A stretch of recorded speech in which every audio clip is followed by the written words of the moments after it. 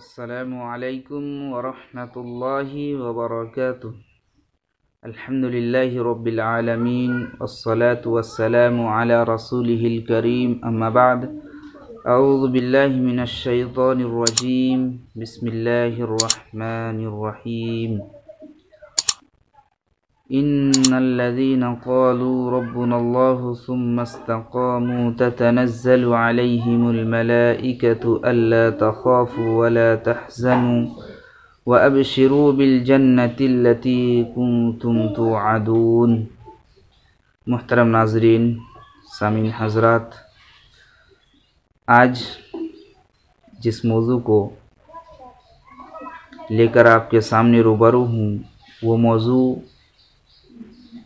بلکہ ایک سوال ہے کہ جنابت کی حالت میں روزہ رکھنا یا سحری کھا کر روزے کی نیت کرنا کیسا ہے؟ محترم ناظرین، انسان اپنے ہوش و حواس میں جب رہتا ہے اس کا حساب و کتاب اللہ تعالیٰ کے پاس ہے، لیکن اللہ کے رسول صلی اللہ علیہ وسلم نے فرمایا کہ 3 طرح کے لوگوں سے قلم اٹھا لیے گئے ہیں، یعنی 3 طرح کے لوگ جو بھی کام کریں گے اس کے نہ نیکی لکھے جائیں گے اور نہ اس کے برے کام لکھے جاتے۔ اس میں سے ایک ہے کہ جو انسان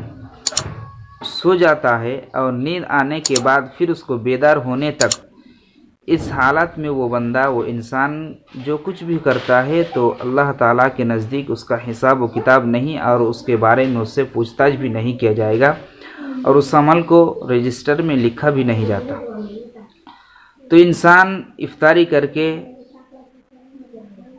مغرب کی نماز پڑھ کے، پھر عشاء کی نماز پڑھ کے، کھانا کھا کے جب بستر پر سو جاتا ہے، سونے کے بعد اگر اس کو احتلام ہوتا ہے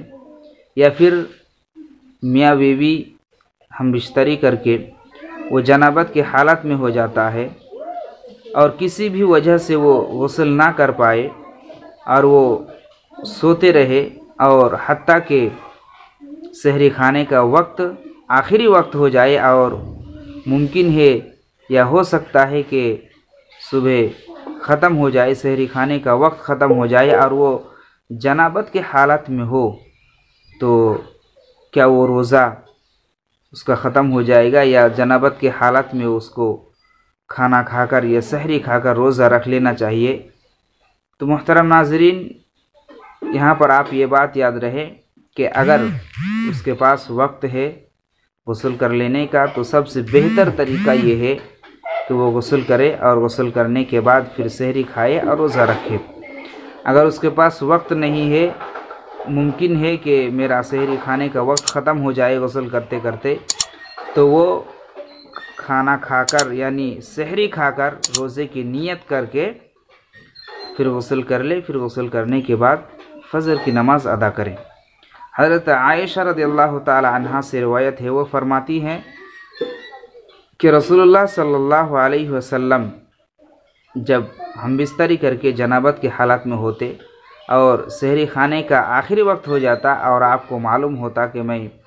جنابت کی حالت میں ہوں، تو آپ صلی اللہ علیہ وسلم سحری کھا لیتے، اس کے بعد غسل کرتے، یعنی فرض غسل کرتے، اور غسل کرنے کے بعد پھر آپ صلی اللہ علیہ وسلم فجر کی نماز ادا کرتے۔ یہ حدیث بخاری مسلم میں موجود ہے۔ لہٰذا ہمیں معلوم ہوا کہ کوئی شخص اگر وقت نہ ملنے پر جنابت کی حالت میں سحری کھا لے اور روزے کی نیت کر لے، پھر اس کے بعد وہ غسل کر کے فجر کی نماز ادا کرے تو اس میں کوئی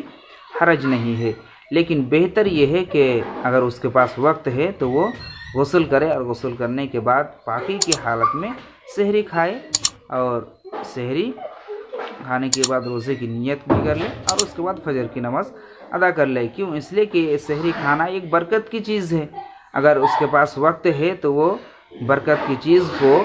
پاکی کی حالت میں کھائے، اگر وقت نہیں ہے تو وہ مسئلہ الگ ہے، جائز ہے،